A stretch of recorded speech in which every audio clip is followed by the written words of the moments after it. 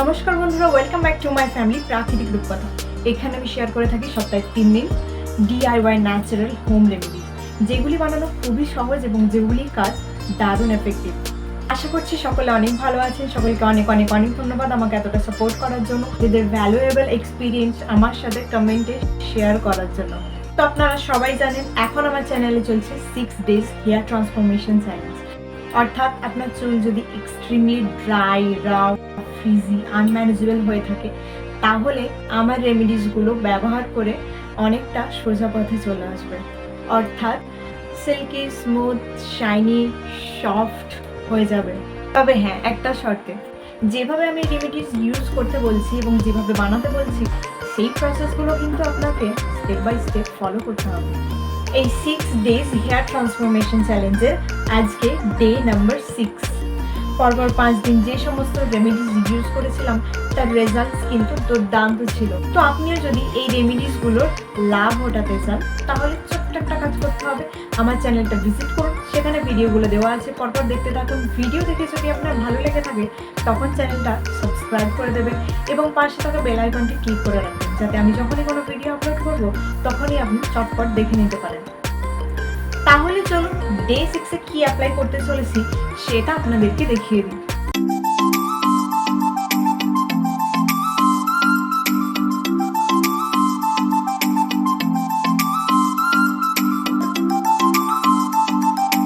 এই ডে 6-এ আবারও আমি একটা হেয়ার মাস্ক অ্যাপ্লাই করতে চলেছি। তো এই হেয়ার মাস্ক বানাতে প্রথমেই যে ইনগ্রিডিয়েন্টটা নিতে হবে সেটা হলো দই, টক দই।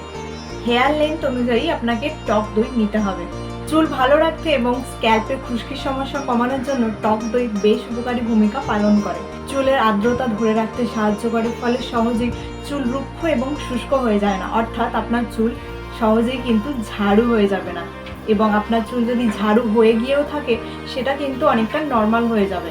স্ক্যাল্পের স্বাস্থ্য ভালো রাখে, ফলে সহজেই চুলের গোড়া দুর্বল হয়ে পড়ে না। স্ক্যাল্পের পিএইচের ভারসাম্য ঠিক রাখে, তাই স্ক্যাল্পের যে কোনো সংক্রমণ হওয়ার আশঙ্কাও অনেকটা কমিয়ে দেয়। দই চুলকে নরম রাখার পাশাপাশি আপনার চুলে কিন্তু নজর করা একটা ঝলক এনে দেয়, অর্থাৎ আপনার চুল ঝলমলে হয়ে যাবে। এবার নেক্সট যে ইনগ্রিডিয়েন্টটা এর মধ্যে অ্যাড করব, সেটা হলো একটা গোটা পাতিলেবু। লেবুতে রয়েছে প্রচুর পরিমাণে ভিটামিন সি এবং অ্যান্টিঅক্সিডেন্টস, যা কোলাজেন উৎপাদন করতে সাহায্য করে ও চুলের বৃদ্ধি ঘটায়। এটি চুলের ফলিকলগুলিকে আনলক করতে সাহায্য করে। লেবুতে অ্যান্টিব্যাকটেরিয়াল উপাদান থাকায় এটা আমাদের স্ক্যাল্প থেকে খুশকি দূর করতে সাহায্য করে, চুলের গোড়া মজবুত করে, এর পাশাপাশি চুল ওঠা নিয়ন্ত্রণ করে। এছাড়াও আপনার চুলের জেল্লা যদি একেবারেই চলে গিয়ে থাকে, তাহলে লেবুর ব্যবহারে আপনার চুল কিন্তু আবার ঝকঝকে চকচকে হয়ে উঠবে। লেবুটি ভালো করে কেটে নিয়ে এই দইয়ের মধ্যে স্কুইজ করে দিয়ে দিতে হবে। এতগুলো বেনিফিটস পাওয়ার পাশাপাশি আরও একটা গুণ এর মধ্যে রয়েছে, লেবু এই দইয়ের স্মেলটাও কিন্তু অনেকটা দূর ভাগাবে। নেক্সট যে ইনগ্রিডিয়েন্টটা এর মধ্যে অ্যাড করতে চলেছি, সেটা হলো 2টো vitamin E capsule. Vitamin E capsule খুব সহজেই আপনারা যে কোনো মেডিকেল স্টোর থেকে কিনতে পেয়ে যাবেন, কিন্তু আপনার যদি ভিটামিন ই ক্যাপসুলে অ্যালার্জি থাকে, তাহলে ভিটামিন ই ক্যাপসুল অ্যাভয়েড করাটাই ভালো হবে। 2টো ক্যাপসুল নিন, তারপর কাঁচির সাহায্যে অল্প করে একটুখানি কেটে নিয়ে এর মধ্যে থাকা যে অয়েলটা আছে সেটাকে চেপে চেপে বের করে নিতে হবে। মাথার চুল থেকে পায়ের নখ পর্যন্ত ভিটামিন ই ক্যাপসুলের ভূমিকা বেশ কার্যকরী। ঘন ও মসৃণ চুল, গ্লোয়িং স্কিন, সুন্দর নখের জন্য ভিটামিন ই ক্যাপসুল ব্যবহার করা হয়। ভিটামিন ই ক্যাপসুলে রয়েছে প্রচুর পরিমাণে অ্যান্টিঅক্সিডেন্টস, যা চুল ও ত্বকের জন্য খুবই উপকারী। প্রাকৃতিকভাবে সুস্থ চুল ও ত্বকের পরিচর্যার জন্য আপনি ভিটামিন ই ক্যাপসুল ইউজ করতে পারেন। তবে হ্যাঁ, মনে রাখবেন, সঠিক মাত্রায় কিন্তু ভিটামিন ই ক্যাপসুল আপনাকে ব্যবহার করতে হবে। বেশি উপকার পাচ্ছেন বলে বেশি বেশি করে ব্যবহার করলে তখন কিন্তু সাইড এফেক্টস হবে। ভিটামিন ই ক্যাপসুল চুলের ময়েশ্চার লক করে, অর্থাৎ আপনার চুল যদি ড্রাই, রাফ হয়ে থাকে, তাহলে কিন্তু চুল অনেকটা নরম, সফট, স্মুথ, সিল্কি হয়ে যাবে। এর পাশাপাশি চুলের জেল্লাও অনেকটা বেড়ে যাবে। নেক্সট যে ইনগ্রিডিয়েন্টটা এর মধ্যে অ্যাড করতে চলেছি, সেটা হলো 2 চামচ অ্যালোভেরা জেল। এখানে নেচার্সের আমি অ্যালোভেরা জেল ইউজ করেছি, চাইলে আপনারা ফ্রেশ অ্যালোভেরা জেল ইউজ করতে পারেন। তবে একটা কথা সবসময় মাথায় রাখবেন, অ্যালোভেরা পাতাটা কাটার পর এর থেকে ইয়েলো রেসিনটা বের করতে কিন্তু একদম ভুলবেন না।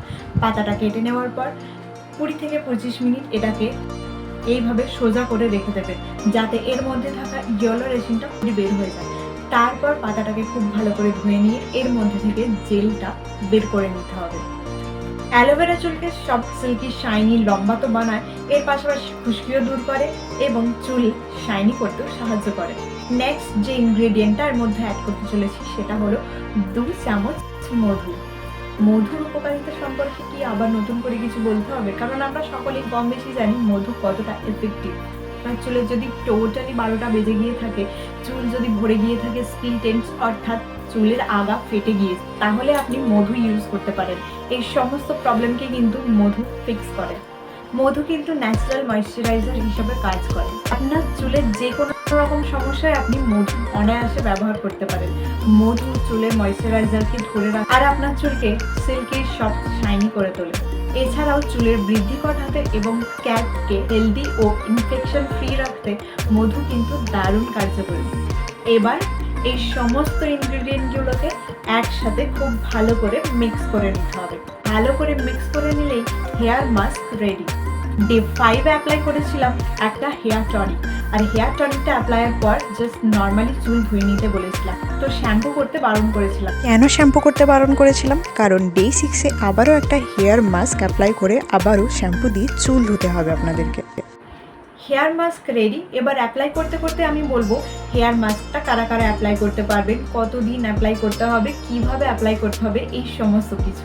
হেয়ার মাস্কটা অ্যাপ্লাইয়ের আগে চুলের জটটা ভালো করে ছাড়িয়ে নেবেন, তারপর হেয়ার মাস্কটা পুরো চুলে ভালো করে অ্যাপ্লাই করে নেবেন।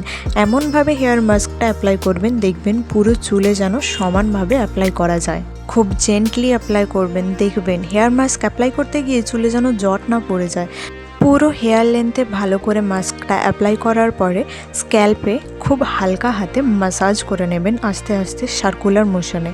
আপনার চুল যদি খুব বেশি পরিমাণে ড্যামেজ হয়ে গিয়ে থাকে তাহলে এই মাস্কটা যদি আপনি সপ্তাহে 2বার করে অ্যাপ্লাই করতে পারেন তাহলে আপনার চুল অনেকটা কিন্তু নর্মাল হয়ে যাবে। এছাড়া আপনার চুল যদি মোটামুটি নর্মাল ওয়েতে থাকে তাহলে সপ্তাহে 1বার করেও অ্যাপ্লাই করতে পারেন। হেয়ার মাস্কটা পুরো চুলে অ্যাপ্লাই করে নেওয়ার পর চুলটা খুলে রাখবেন না, একটা খোঁপা বানিয়ে নেবেন। খোঁপা বানানোর পর চুলটা শাওয়ার ক্যাপ দিয়ে ঢেকে রাখবেন।